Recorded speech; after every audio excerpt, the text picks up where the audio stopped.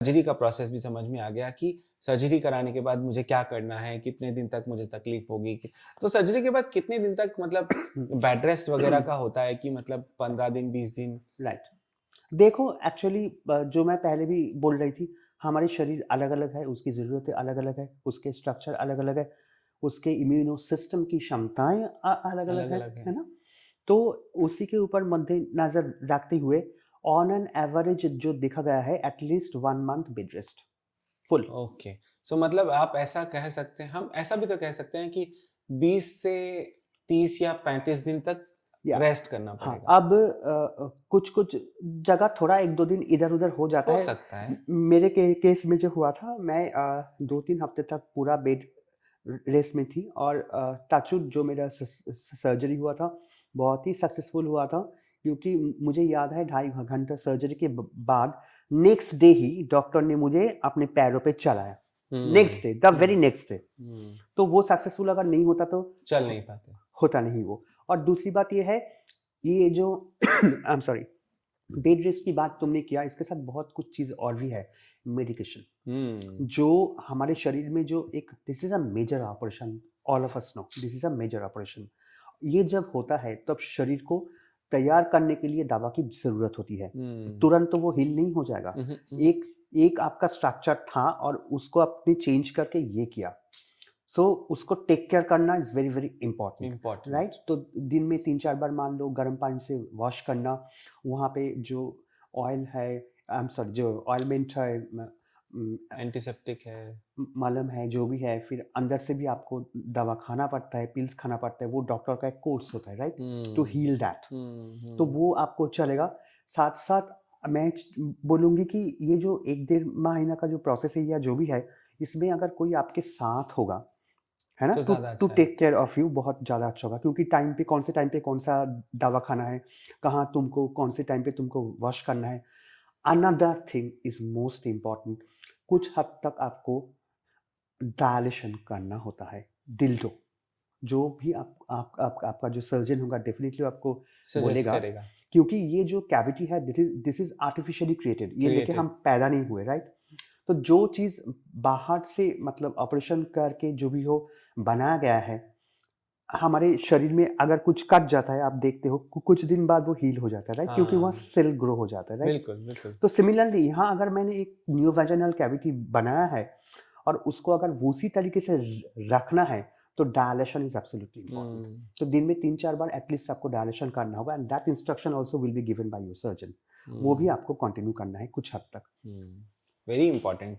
देखिए कितना सारा इम्पोर्टेंट इन्फॉर्मेशन है कि डायलेशन रखना है, क्योंकि ये बाद में हमने खुद से बनाई है, पहले से बनी हुई नहीं है, तो फिर उसके लिए मुझे क्या-क्या चीज़ों का ख़्याल रखना है, दवाइयाँ खानी है, बेड रेस्ट करना है ना? और उसके ऊपर से मुझे सबसे बड़ी बात है डॉक्टर के रेगुलर कॉन्टैक्ट में रहना है और सर्जरी के बाद भी काफ़ी लंबे समय तक मुझे दवाइयाँ चालू रखनी है, हार्मोन रिप्लेसमेंट के लिए। राइट, बिकॉज़ एक हार्मोन था वो अब बनना बंद होगा, राइट, उसको ब्लॉक कर रही हूँ, तो दूसरा आना चाहिए, तो वो राइट। रिप्लेसमेंट का पूरा एब्सोल्युटली। प्रोसेस होना दैट्स चाहिए। Why it's called HRT, hormone replacement therapy. Hormone replacement therapy, yes. तो हार्मोन रिप्लेसमेंट थेरेपी के तौर पे इसको काउंट किया जाता है, देखा जाता है।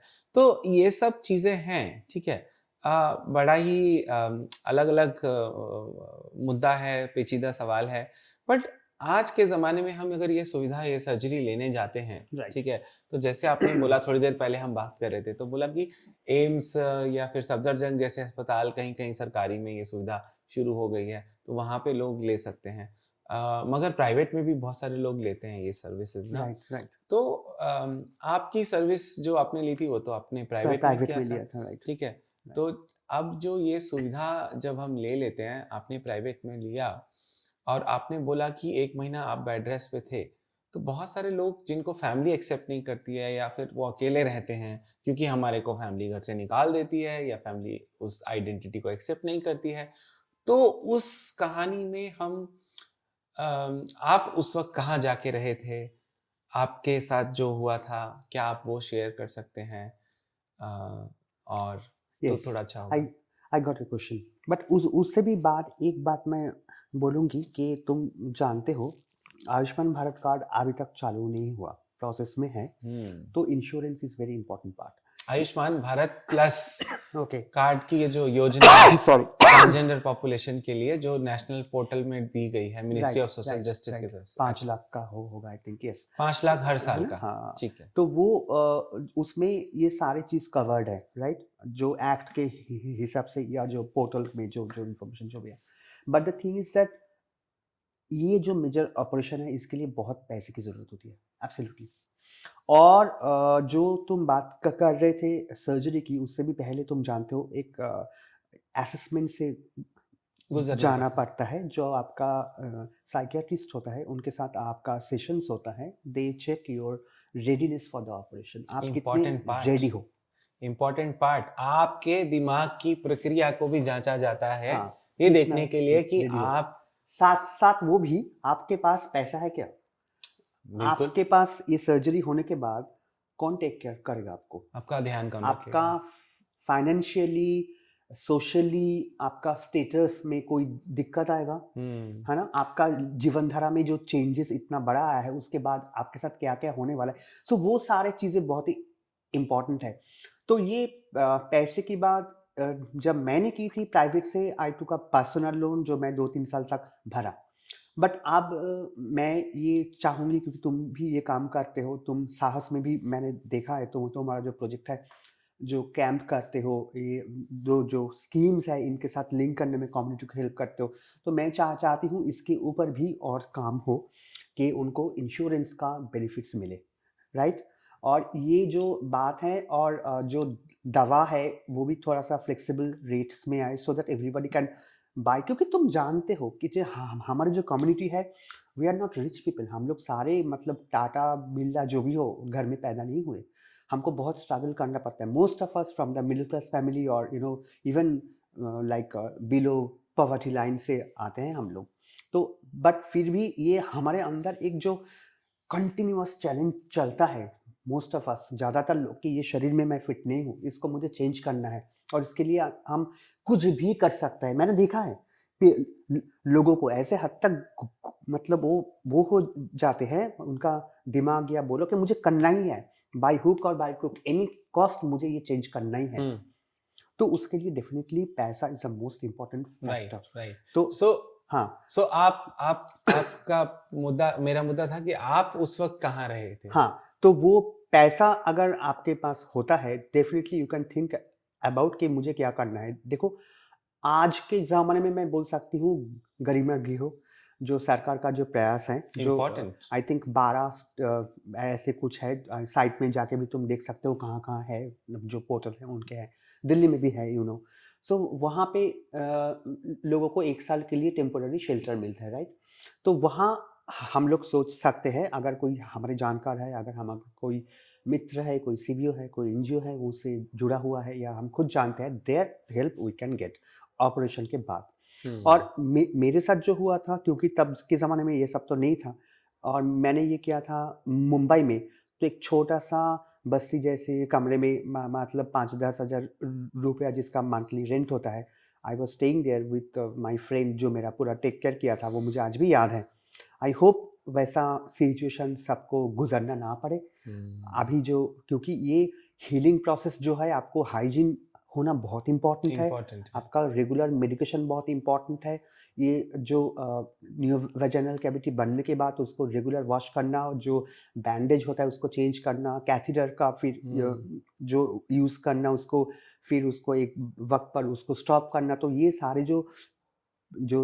प्रोसेस है जो ये सब आपको डॉक्टर के निगरानी में होना चाहिए और एक सेफ स्पेस में होना चाहिए that is very very much right. Important so इसमें इसमें मुझे समझ में आता है कि इम्पोर्टेंट पार्ट कि नेशनल ट्रांसजेंडर पोर्टल के हिसाब से 3 चीजें मुझे इसमें दिखाई देती है। एक, अगर आज की डेट में उस वक्त आपको ये तकलीफ झेलनी पड़ी, मगर आज के ज़माने में अगर हम देखें तो नेशनल ट्रांसजेंडर पोर्टल के हिसाब से पहला, एक आपके पास ट्रांसजेंडर आइडेंटिटी कार्ड के लिए ट्रांसजेंडर सर्टिफिकेट होना चाहिए, right and to access the health insurance आपके पास ट्रांसजेंडर कार्ड होना ज़रूरी है, इसीलिए राइट ट्रांसजेंडर कार्ड हो, राइट तब आपके पास 5 लाख का हेल्थ इंश्योरेंस हो। राइट और उस कार्ड के बेसिस पे यू कैन अप्रोच गरिमा ग्रह, जो आप नेशनल ट्रांसजेंडर पोर्टल पे अगर जाते हैं, वहां पर 12 ट्रांसजेंडर गरिमा ग्रह की लिस्ट है with address, with contact number, और एक्टिव कॉन्टैक्ट नंबर हैं वो सारे ट्रांसजेंडर एक्टिविस्ट लोग हैं जो उसमें जिनके नंबर दिए गए हैं उनको कॉन्टैक्ट करके वहाँ जाकर कोई भी व्यक्ति आराम से रह सकता है, एब्सोल्युटली, अपना टेक केयर के लिए। एंड बेस्ट सुविधा ये है कि वहाँ पर खाना-पीना ये सब मिलता है और एब्सोल्युटली। डॉक्टर विज़िट्स के लिए भी आते हैं। हाँ, और नॉट ओनली खाना-पीना मैंने ये भी मतलब जानती हूँ, तुम भी जानते हो, आई थिंक वहाँ पे कुछ ट्रेनिंग प्रोग्राम भी चलता है, उनको वोकेशनल ट्रेनिंग से भी साथ भी लिंक किया जाता है। काउंसलिंग्स भी सो होता है। डेफिनिटली एक kind of a support structure, बहुत अच्छा, राइट, बहुत अल्टरनेटिव अच्छा हो सपोर्ट जाता है, स्ट्रक्चर या बहुत अच्छा हो जाता है। सो अभी ये सब चीज़ें हैं और इस तरीके के बहुत सारे प्रोग्राम चल रहे हैं आई थिंक और जब हम इतना सारा बात कर रहे हैं तो मुझे लगता है कि हम कैसे भूल सकते हैं नेशनल एड्स कंट्रोल ऑर्गेनाइजेशन को। Yes, National AIDS Control Organisation ने भी एक चीज़ की शुरुआत की और उसमें ट्रांसजेंडर कम्युनिटी के लिए उन्होंने सेपरेट टारगेटेड इंटरवेंशन शुरू किए एब्सोल्युटली और राइट, फिर एक व्हाइट पेपर जिसके अंदर आपका राइट। कंट्रीब्यूशन है। तुम्हारा तो भी। अब मेरा भी थोड़ा-सा एक कंट्रीब्यूशन है, बट आपका भी एक कंट्रीब्यूशन है और उसके बारे में भी अगर ब्रीफ में अगर थोड़ा-सा आप बताएँगे तो पता चलेगा कि राइट। उसमें ये क्या है ये करके? थोड़ा-सा पीछे देखना चाहूँगी, जो डेफिनिटली तुमने बहुत अच्छा बात बोला। Separate targeted intervention programme for the transgender people. मुझे याद है एनईसीपी 4 का जो प्लानिंग हुआ था, आई वाज़ आल्सो देयर। तो यस। वहाँ घराना बेस्ड इंटरवेंशन की बात हुआ था। एंड तुम जानते हो जो किन्नर लोग हैं, उनके साथ एचआईवी के लिए काम करना उतना आसान नहीं है, बिल्कुल आसान नहीं है। तो वो सारा चीज़ कैसे हल हो सकता है, घराना बेस्ड इंटरवेंशन, या सबसे पहले जो हम लोगों को शुरू से ही एक एमएसएम अंडर मतलब छतरी के नीचे जो लाया गया था, तो वो बहुत बड़ी भूल थी। वो कम्युनिटी को भी एहसास हुआ, स्टेक होल्डर्स को भी एहसास हुआ। सो बाद में याद है, आज सा सा सा सब कुछ एक छवि की तरह याद आ रही है। 2008 साल में एक मैं थ्रू रीजनल कंसल्टेशन, फिर नेशनल कंसल्टेशन हुआ। एक वर्किंग डेफिनिशन तैयार किया गया ट्रांसजेंडर लोगों के लिए, किन्नर लोगों के लिए, जो नैको ने भी बाद में एडॉप्ट किया और बाद में बहुत सारे और ऑर्गेनाइजेशन भी उसको रेफर किया। तो सोचो एक बार, हमारे पास एक ज़माना था जब क्लियर कट डेफिनिशन तक नहीं था और सारे हम लोग एमएसएम में काउंट होते थे। And definitely we are not MSM, right? We have our own challenges and problems.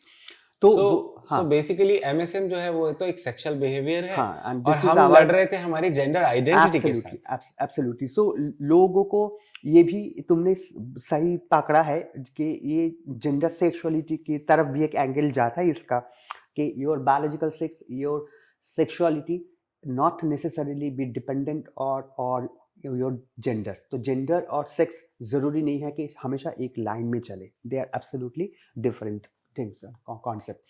तो वो जो चीज़ है, उससे आगे अगर हम देखते हैं, तो नैको ने तब से हम लोग का साथ दिया hmm, from that point of time. Right. और आज भी तुम जानते हो डिफरेंट पॉपुलेशंस के ऊपर से उनका वर्किंग ग्रुप्स है, हुँ, जैसे ट्रांसजेंडर कम्युनिटी के लिए है। You are also part of that.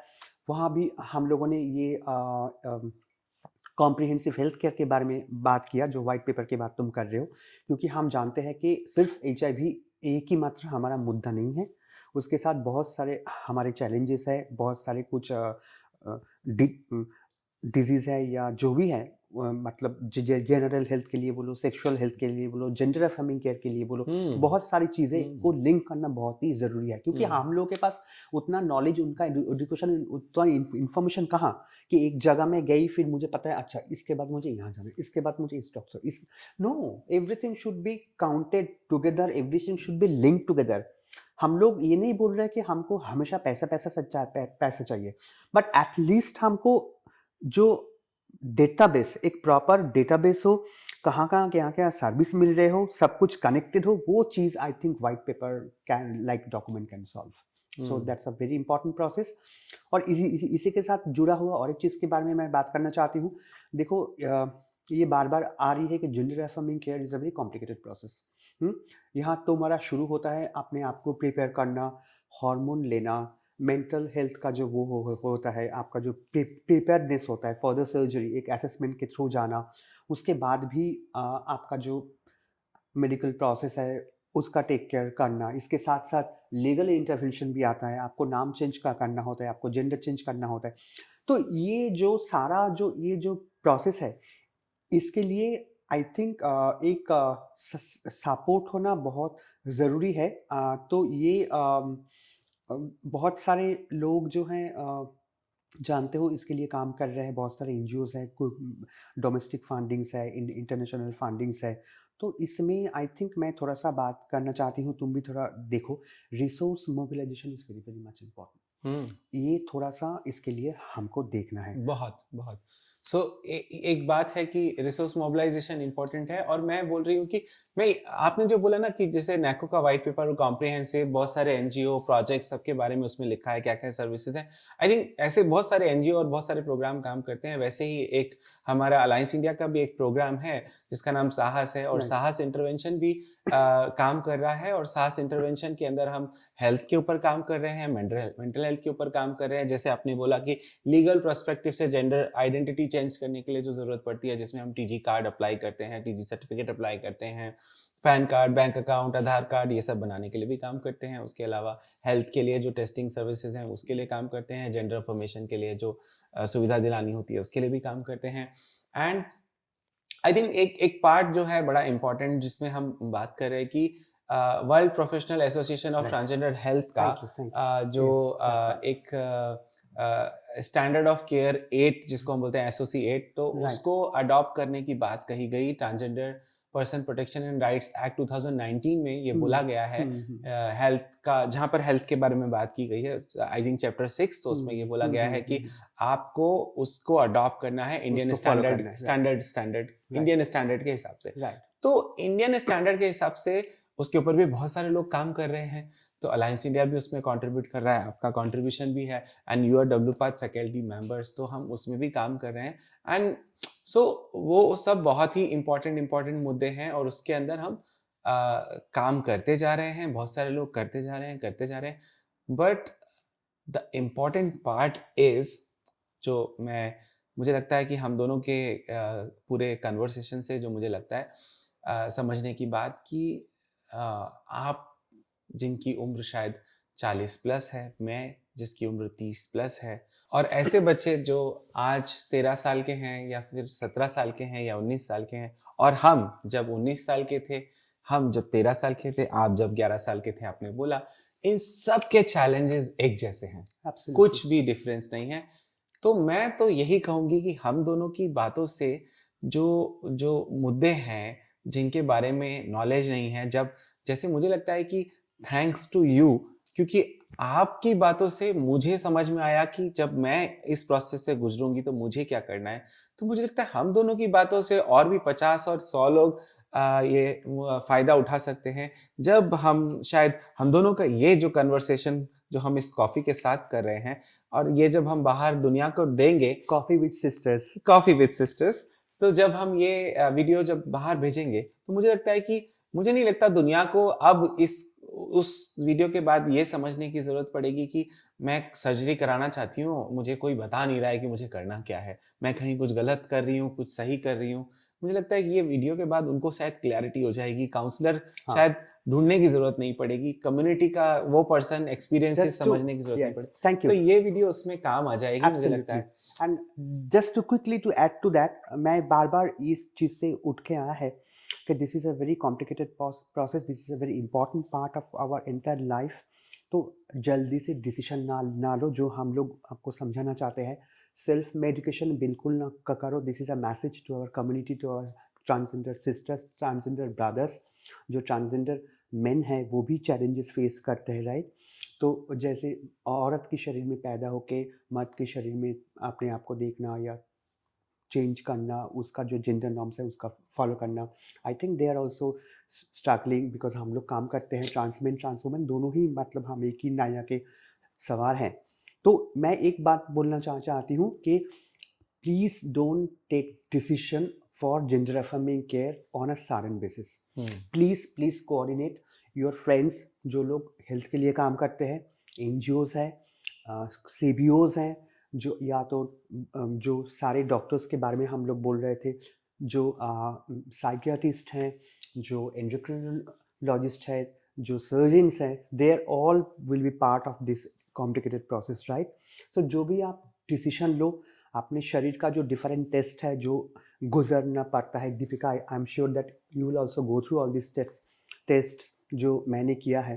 तो उसी के हिसाब से खुद को हेल्प करो, अपने डॉक्टर्स को हेल्प करो और सबको हेल्प करो to support you. And this is a request for the allies or the friends or the community friends, उनके फैमिली मेंबर्स, कि उन उस कठिन समय में आप लोग प्लीज़ उनका साथ दो, क्योंकि बिल्कुल, ये बहुत बहुत ज़रूरी है, ज़रूरी है। क्योंकि physical healing I think is incomplete without mental mental healing, healing, right?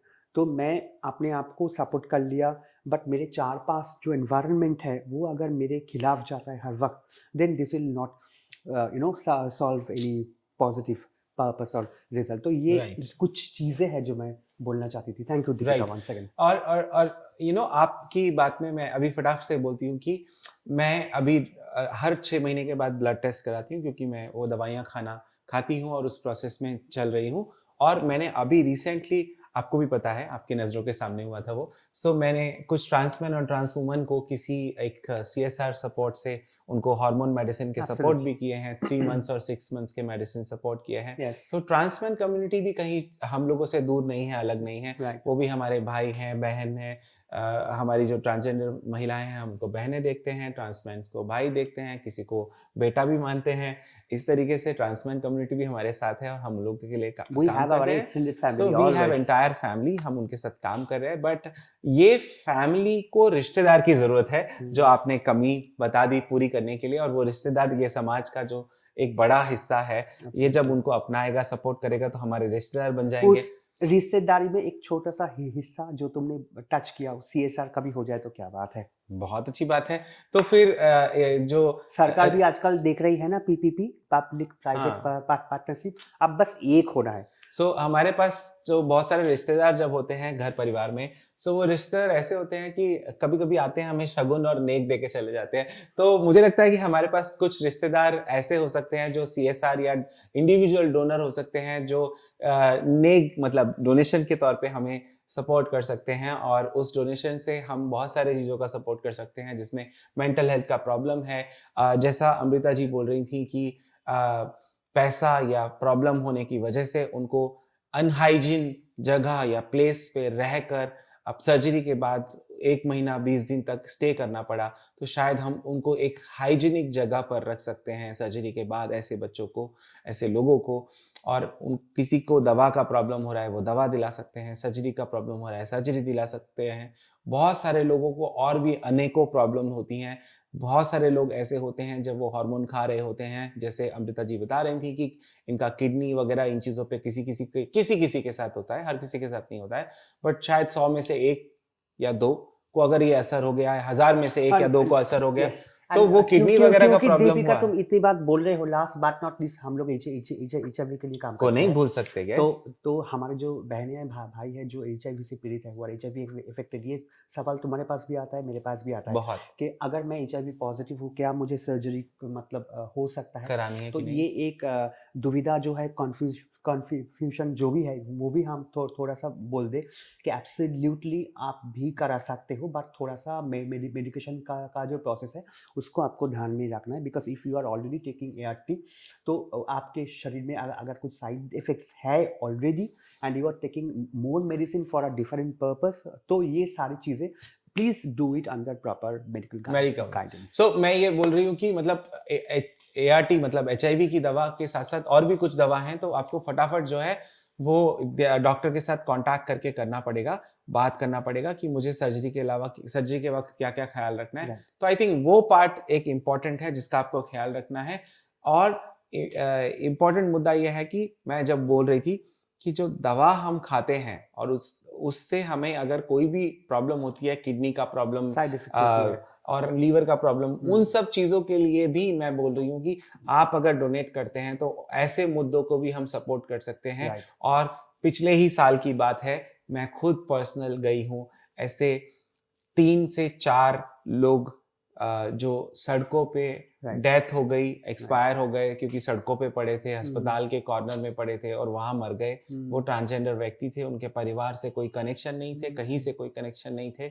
All of sudden बस हमें कॉल आता है कि आप लोगों के एनजीओ वाले एचआईवी टेस्ट कराने आते हैं यहाँ पर, और हमें इस वक़्त ये सपोर्ट चाहिए कि इसका आप जो है फुल एंड फाइनल जो है क्रियाक्रम करवा दो, क्योंकि ये आपके समाज का है, आप कैसा करते हो हमें नहीं पता। राइट, हालाँकि उनका और हमारा सब एक ही जैसा होता है क्रियाक्रम, लेकिन उन्हें लगा पता नहीं क्या होता है, तो उन्होंने वो बोला। तो उस वक़्त भी हमारे पास पैसा नहीं था, हमने अपने जेब से निकाल-निकाल के जो भी 20, 25, 15 जो भी खर्चा होता है वो हमने किया। तो आई थिंक उन चीज़ों के लिए भी मैं तो कहती हूँ कि एक डोनेशन की ज़रूरत हो सकती है और आप लोग अगर करेंगे तो शायद हम इन चीज़ों का हेल्प कर सकते हैं और तो इन सब चीज़ों में आप सबकी ज़रूरत है, तो हमें इस तरह के रिश्तेदार की आशा और उम्मीद रहेगी। हम दरवाज़े और खिड़की खोल के देखते रहेंगे। उम्मीद रखेंगे कि ऐसे रिश्तेदार हमारे पास आएँगे। इसके साथ शुक्रिया।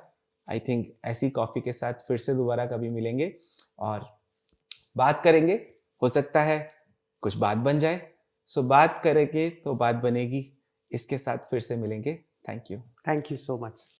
धन्यवाद इस एपिसोड को सुनने के लिए। आशा करते हैं कि आपको ये कॉन्वर्जेसन अच्छी लगी हो। इस तरीके की और इंटरेस्टिंग कॉन्वर्जेशंस सुनने के लिए आप हमारे चैनल को सब्सक्राइब कर सकते हैं। वीडियो को शेयर करिए, कमेंट सेक्शन में हमें बताइए किस तरीके के और ऐसे मुद्दे हैं जिनको आप सुनना चाहेंगे इस तरीके की कॉन्वर्जेसन में। इसके अलावा हमारे काम, हमारी ऑर्गेनाइजेशन को सपोर्ट करने के लिए आप विजिट कर सकते हैं www.allianceindia.org।